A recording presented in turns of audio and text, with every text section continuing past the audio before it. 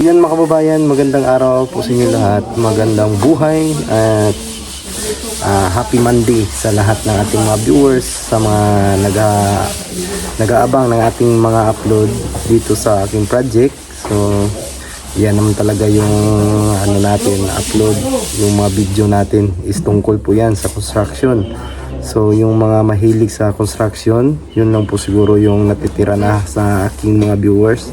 So happy po ako kahit papano ay nandyan pa rin kayo, mga solid viewers ng PB Team Panday. So ayan, update tayo muli mga kababayan sa mga nagaganap at na nangyayari na dito sa aking project. So malapit na po talaga ito sa katotohanan. So ayan, papakita ko lang po sa inyo yung mga natatapos na po dito sa aking project. So ayan, so move po tayo doon sa ginagawa ko dito sa may railings. So ayan, pakita ko lang sa inyo mga kababayan, itong railings na ito ay sila po yung may gusto ng design na ito. So ayan, kita natin.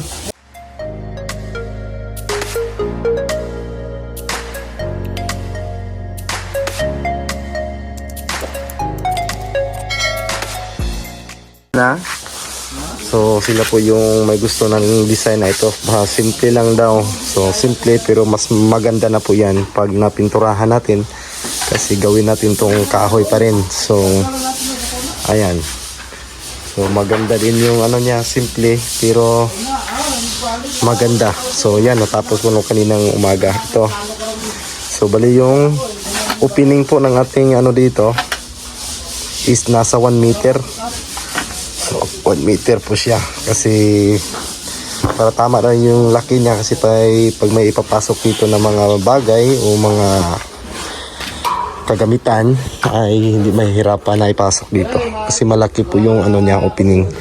So ito yung gagawin ko, tatapusin ko ngayon. So bukas matatapos ko na ito lahat. So gagawin dito, linisan po yung pinagbildingan, tapos masilyahan. Ito na lang, ito nakabit ko na. So nakabuilding po yan sa mga bakal doon. So ito na po yung tatapusin ko ngayon. So ito na po yung mga sliding. So ayan, pwede na pong slide to kasi ano na. Ayan, malaki po ito siya, nasa 2 meters po yung height nito, 2 meters by 120. So punta tayo doon sa gis room. So dito, ito na po yung gis room mga babayan. So malaki din po yung gis room. So ayan, so malaki po din siya. So tapos na po itong nakisamihan. So ayan, katatapos lang po ito kanina lang po ito natatapos yung pagkikisami dito. So ayan, nakikita nyo po mga babayan. So malinis at puti yung kisame nila. So bali sa isang kwarto, bali 5 ilaw yata yung pinalagay ni sir dito. So daming ilaw. So yun po yung ano niya, gusto. So wala tayong magagawa sa gusto nila. So ito na po yung mga sliding. So may screen po siya mga babayan. So kung hindi nyo makikita siguro yung maliit na screen dito sa labas. So ito lang siguro yung makikita sa video, itong malaki. So yan ito. Pero may ano pa ito, maliit dito sa labas. So yan po siya. Kung ibukas nyo po itong isa, ayan, ito po yung ipapalit. So ganyan, para hindi makapasok yung lamok. Tapos na po ito lahat. Ayan. Tapos na. So ayan. At gandanahan ito is 798 yung ginagamit na aluminum. So ayan na. So tapos na ang dalawang pato sa pagsisiling. So ayan, kung nakikita nyo po. So ayan po yung pintuan. So yung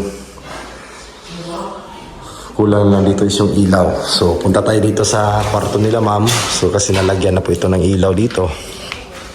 So pakita ko lang sa inyo. So ito na. At nag-uumpisa na po mag-primer dito si Uncle Alex. So pauna ko sa kanya to dito na matapos. So ma-finish. So yan, nakapag-primer na.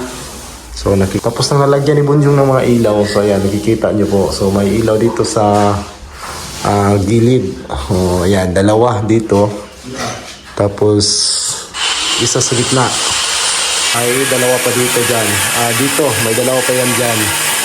So bali limang ilaw. So isang malaki sa gitna. So ayan. So yung mga gamit dito is yung mga downlight. So ayan. So ayan, na primer na. Kung kita nyo po, primer na po siya. So kasunod dito is yung final color. So nakita nyo, maganda na po yung result. Yung mga joint ay hindi na mapapansin. So wala na kayong makikita. Kung matatapos na po itong mapinturahan, parang simento na po ito lahat. Huwag mo lang pong katukin. Kasi kung katukin mo ay malalaman mo talaga na cement board or paisim board. So at yung mga joint na hindi na mapapansin mga kababayan. So yung mga joint na yan, nilalagyan niya ng epoxy primer. Kasi pag hindi nalagyan yan, tapos puti yung pintura, ay abot yung mga ilang buwan, lalabas po yung kulay ng nansag. So kailangan talaga yung malagyan ng epoxy primer para hindi lilitaw, hindi lalabas yung kulay ng nansag epoxy. So yan na, ito tatapusin to ni Uncle Alex dito. At para mapilis na dito, lapang kisame. So dito nakikita nyo naman ito last vlog ko. So mapilis na ito. At maglalagay pa tayo ng dyan, baseboard. So yung kulay is gray. Kulay gray po yung magiging baseboard dyan. So paikot. So ito na po yung matatapos. So matatapos na po ito this week. So hindi ito abutan ng Sabado at matatapos po ito dito. So at dito naman sila anding. Dito sila magkikisame dito sa dining area. So dito. Ayan. So marami pa tayong gagawin dito kasi pag finish na talaga yung bahay ay yung mga kunti-kunting gagawin is nakakatagal yun. Matagal talaga yung mag-finish na mga kababayan. So sa mga gawa natin ay sinisiguro natin na hindi man masasabi natin na perfect, pero masisiguro natin walang masakit sa mata nito. So mag-ayos tingnan at maganda tingnan. So yun po yung ginagawa natin. So hindi talaga natin masasabing perfect po tayong gumawa. So importante lang na maganda yung kinalabasan. So dito sa ginawa nila Gino. So yan. So ayan, naplastira na. Ito po yung bar counter.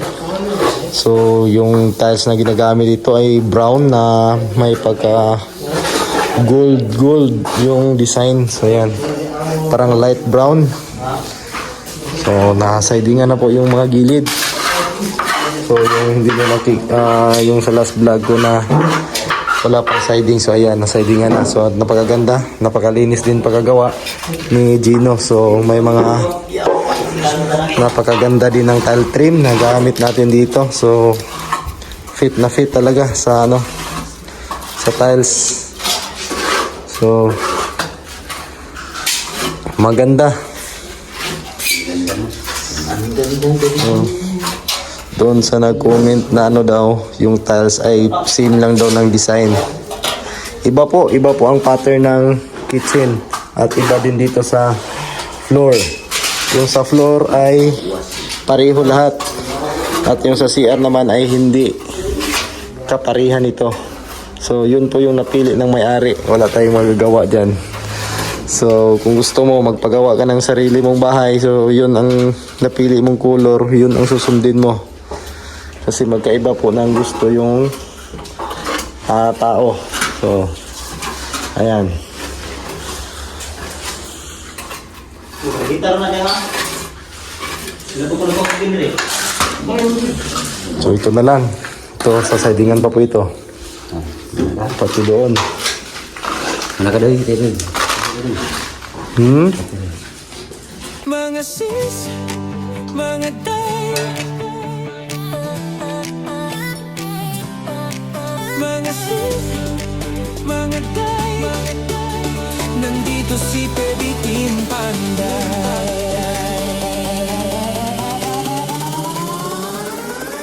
Kay Baby Team Panday, ang pabahay nakasalalay, may buhok na nakalugay, matang mapungay, minsan nakakatunaw. Pag nakadress ay grabe, puso namin napapawaw. Mga sis, mga day, si Eder, Baby Team Panday. Sa trabaho di pa patay-patay, mahalagang hanap buhay. Mga sis, mga day, si Baby Team Panday talagang idolo. Pag siyang gumawa at trumabaho, kahit minsan pagod, okay lang may smile sa dulo. Mabilis kumilos, di pa dalos-dalos, di pwedeng sukat ay kapos, kundi lagot kay pugong niyang boss. Palaban din sa kalokohan, pag hinamon agad susunggaban, alang-alang sa pamilya at mapasaya ang masa. Mga sisis, mga day, si Eder, Baby Team Panday. Sa trabaho di pa patay-patay, mahalagang hanap buhay. Salamat sa mga sponsor, natupad hiling sa Diyos at pabor. Munting tahanan ay natapos, kahit paano unti-unti nang nakaraos. Mga sisi,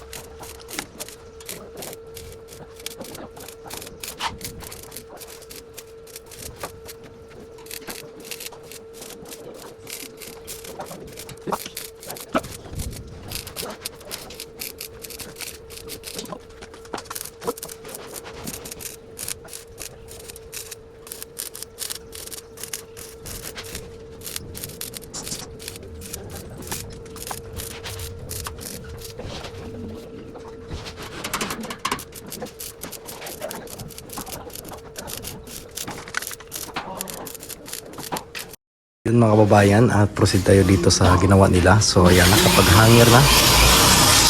Ito yung mga hanger. So ginagamit natin dyan is yung carrying channel. So yan po yung maghahawak ng ating carrying channel. So dito sa kay ayan, tapos na na-primeran. So yun, magano na si Uncle Alex. Ito ng kuwan ko. Flat.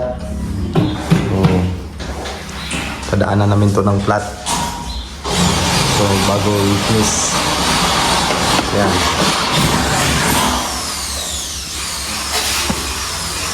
So puting-puti na. Yan si Sir.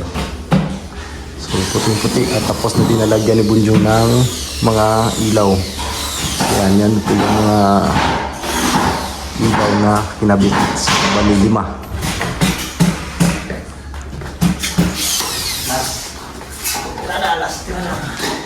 So dito ayan na, nakapag-siding na si Gino dito. So yan, maganda na po tingnan mga babayan. So ito po yung bar counter nila. So maganda ng tile trim. So dapat na dapat talaga yung tiles dito. So ayan, napakaganda po sa mga babayan. So okay, pang mayaman talaga ang dating ng bahay na ito. So may ano po, may pa bracket pa dito. Yan, may pa bracket pa para hindi mahulog yung siding. So may ginawang ano to, yung tawag nito, yung DIY na bracket. Wala kasing pangbili ng clip, so ito yung ginagamit. Tiles. Marunong po ni mo ani. Hindi mo ano. Diyan may open cabinet yan dyan. Displayhan ng ano, mga likor. So lalagyan ng mga tuba, mga suka. So yan ang dalaga dyan, suka at saka tuba. Bato ng frame brand. Tapos na kasi tika. Dito na ano na. Naplastira na.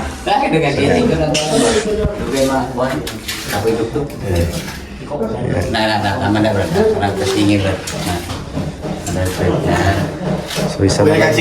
Puro na lang yung kakabitan. Siding. So malapit na matapos ko dito. Kunting-kunti na lang. Matapos to ngayon. So dalawa na lang yung lalagay dito. Dito sa gilid at saka dito. Lalagyan pa ito dito. Ito lalagyan pa ito. So, ito na lang yung gagawin. So kakabit na yung ano. Pwede nang ikakabit ito mamaya yung sink, yung lababo dito sa ano. At yung mga kunting nakikita na yan, kunting retouch lang yan, skim coat na yung katapat yan. So,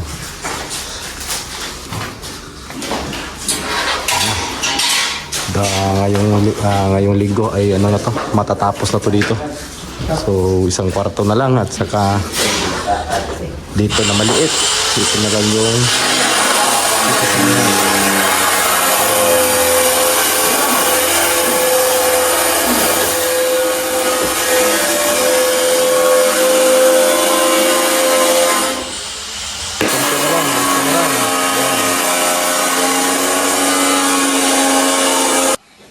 so yan mga babayan, mayong hapon. So kita nyo po at natapos na yung kitchen nila ma'am. So ayan, at may saksakan po yan dyan.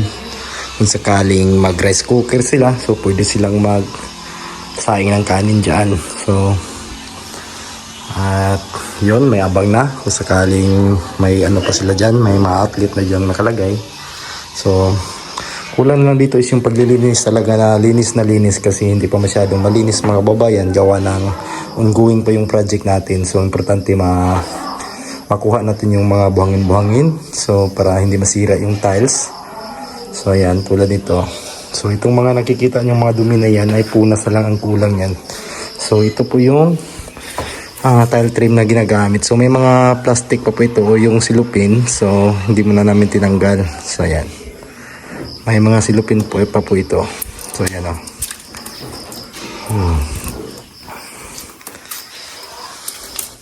So katatapos lang po ito ni Ginong gawin. So yung sink na lang. Pagkakabit ko yan bukas yung sink dyan para tapos na dito na side. Para maano na ito kasi hindi pa ito na primeran. Tapos na po itong naliha. Primer na lang kulang nito at mga retats tulad nito. Yung mga hindi pa na skim coat. So retats na lang yan. So maganda din yung tiles nila. So yan, kung kita nyo po sa ano, ito po ay makintab din. So porcelain. So Vittoria ang ano nito, brand. So kita nyo yung siding, itong nakikita nyong brick tube sa baba. So pipinturahan pa natin yan. So dito, ayan, malinis na din.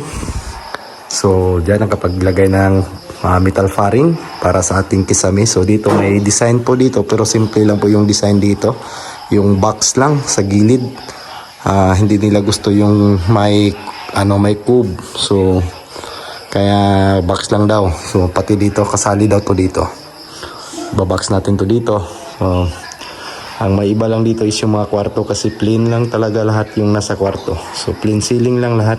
So ayan, nagre-reflect yung ilaw niya, yung gold. So nagre-reflect pala pag na ilawan. So ayan, kita yung gold pero parang ano siya. Kung hihimasin mo ay talagang mararamdaman mo pag nahawakan mo. So ayan o. So maganda na din to para sa akin, pero iba-iba talaga ng gusto yung tao. Hindi din masisisi sila kasi gusto din nila yung ibang ano. So wala tayong magagawa kasi ito po yung napili nila sir na tiles. So yung iba gusto nila no ano. So babagay din yan kasi white din yung ano natin. So baka sa susunod na taon makapaglagay sila ng hanging cabinet dyan. So pati dito sa cabinet sa ibaba. So wala pa po ito at wala pa sa plano ito. So sila na po yung ano dito. Ano tawag doon, maglagay ng cabinet. So ayan, at saka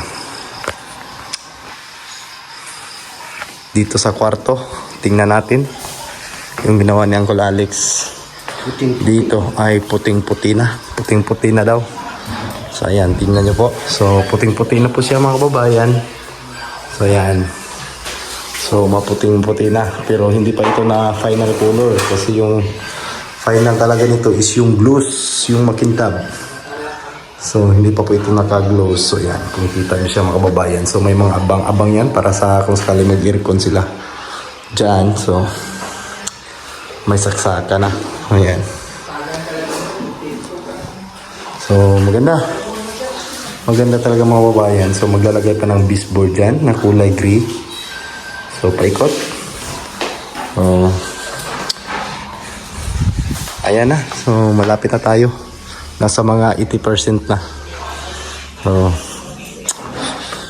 kung may ano lang sana, may katuwang dito si Uncle Alex ay matagal na sana itong natapos dito sa loob. Kaso hindi ako makatulong gawa ng may ginagawa ako dahil labas. Gumagawa pa ako ng railings. Pagkasunod nun itatiles ko pa yun. So marami pa po akong ginagawa. So, tapos na pala dito nalagyan ni Bunjong ng ilaw. So itong kwarto natatapos ng nakisamihan. So lahat nalagyan na po ng mga ilaw. Ayan. Daming ilaw. 5 piraso. So dito, yan. Naka-metal faring na din. So magdadrop pa yan ng 17 cm para sa box niya. So paikot kasi yung box dito. So yun lang. Mga kababayan, maraming salamat sa inyong lahat sa lagi niyong pagsuporta ng aking channel. ang PB Team Panday. So, thank you so much sa inyo lahat. So, sana hindi kayo magsawa manood ng aking mga ginagawang project. So, sana may susunod pa nito. So, PM lang po kayo sa aking Idlit Chido sa Messenger kasi nabago na po yung Facebook natin gawa ng sinuspended ni Mita. So, yun lang mga kababayan at maraming salamat sa inyo lahat at God bless. Amping mo tanan. Ayan.